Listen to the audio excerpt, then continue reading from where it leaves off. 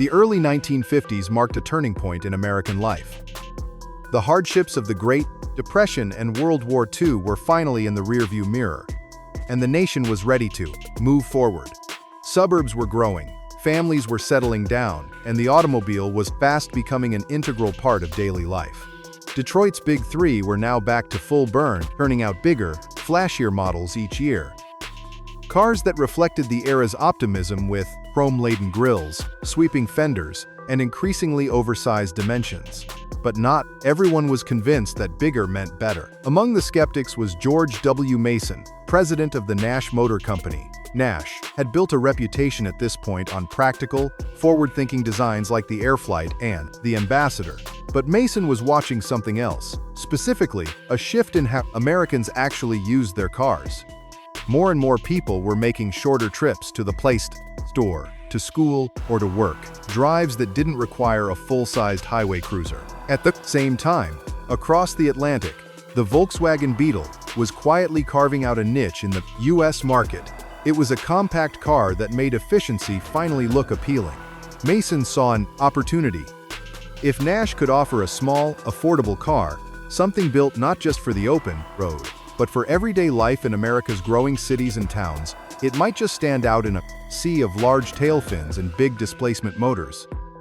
This is the story of the iconic Nash Metropolitan, a car that dared to go small when everyone else was going big. George Mason was sure of his idea, and in 1948, he took the next bold step to make it happen.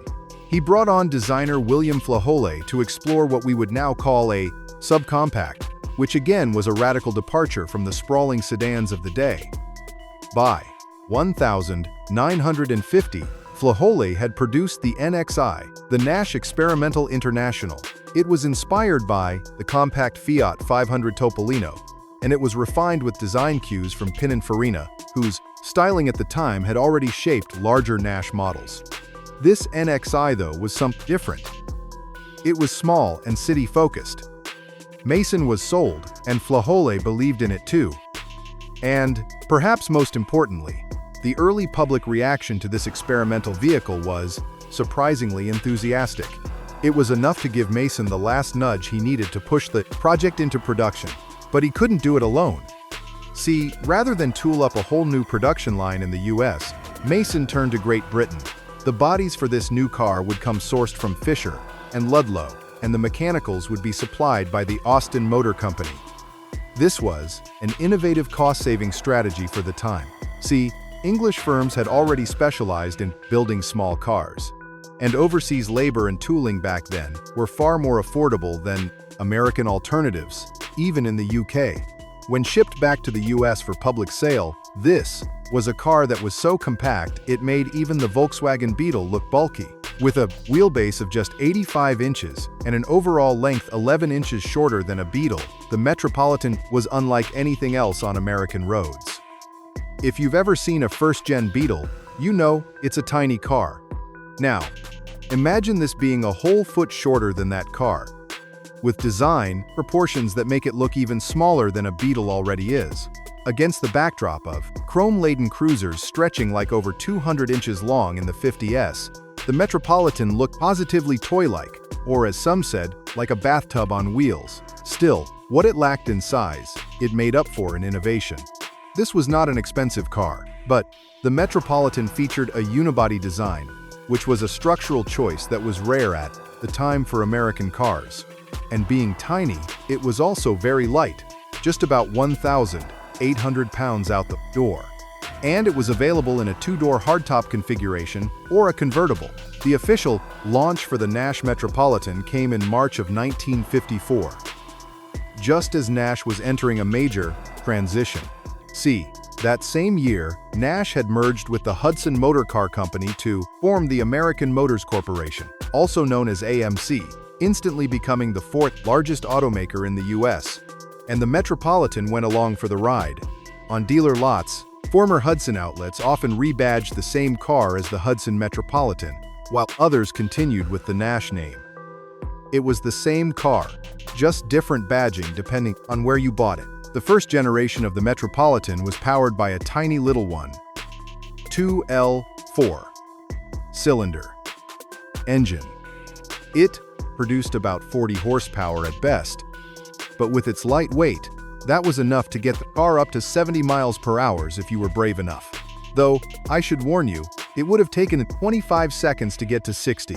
It was no performance car, but it could get you around a city, no problem. Plus, as mentioned, it was available as a coupe or convertible, so you could get that open-top wind-in-your-hair vibe if you wanted for not much money, and somehow it was still faster than the Beetle. The Nash Metropolitan had a simple 3-speed manual that was shifted at the column. The suspension setup was very simple. It was soft, rudimentary at best, and it had small, narrow tires because, well, they didn't have to distribute that much weight for the car.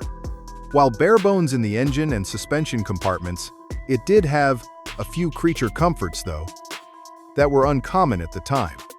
It had electric windshield, wipers standard along with a radio, which was usually an option for a car of this price point. It even had a full Continental spare tire kit with it. Another huge selling point of the Metropolitan was its gas mileage. While popular cars like the Chevy Bel Air in 1954 would get 15 to 17 miles per gallon in good times, and more like 13 in the city, the Metropolitan could easily hit 30 miles per gallon in the city, and an official 2.4. Our test showed that it could reach as high as 41.57 miles per gallon at a constant 35 miles an hour, which were numbers unheard of for the time. But Flaholi's design work on the car took a lot of inspiration from Pininfarina, as I mentioned. So, he started with an undeniably good base. Yet, some critics were divided by its looks. While some people liked the smooth, subtle curves and the covered wheel wells, plus the two-tone paint variety, others said, like I mentioned, it looked like a bathtub on wheels, or like someone took a regular car and just squished it a little bit too much. Road and Track actually hated it. But compared to the flashy designs that were becoming more popular with big tail, fins and bulbous extensions, the Metropolitan was more conservative with the bold two-tone color schemes that they offered, which there was a huge variety of. I actually really like the way the Metropolitan looks. It's not imposing, sure, but I would say it's a cute car, and dare I say it is a good-looking car, albeit not an overstyled car. Early models had a small, non-functional scoop and bulge in the middle of the hood and a bar grille. From 1955 on, they went with a smooth hood and changed the front grille to a mesh type with a polished chrome border. In 1956, the Metropolitan got its one and only major mechanical upgrade, a new one, 5L Austin, a 50 engine. This new motor bumped power from 40 horsepower up to over 50 horsepower.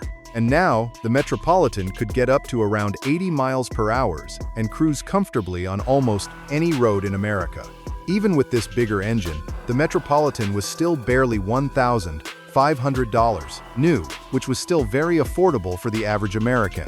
The American Motors Corporation made an attempt to rebrand the vehicle as the Metropolitan 1500 to highlight the new engine, but kind of like the initial naming conventions, this name was used inconsistently. Some ads and badges reflected it, while others didn't, leaving buyers and enthusiasts with a bit of a mixed message. That being said, though, not all was great for the Metropolitan.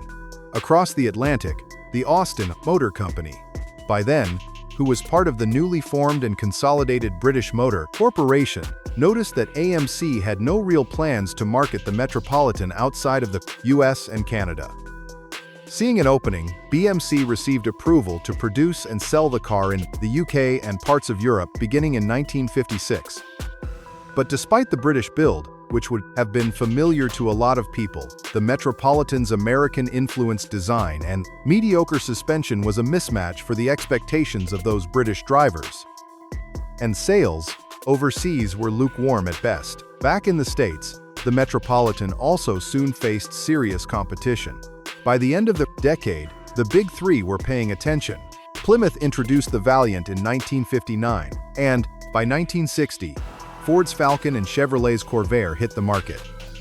All a little bit larger and more powerful compact cars that came with incredibly competitive price tags. Even AMC's own Rambler at this point, which was slightly bigger, was only about $100 more than the Nash Metropolitan, and this kind of began to crowd the Metropolitan's niche in the market.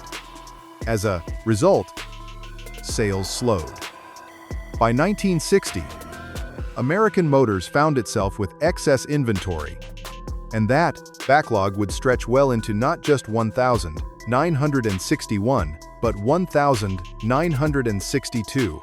Production of the final Metropolitans wrapped up in April of 1961, both in the US and in England, but unsold 1,960 models continued to linger on lots. AMC recertified many of these as 1,961 and 1962 model year cars in an effort to move them.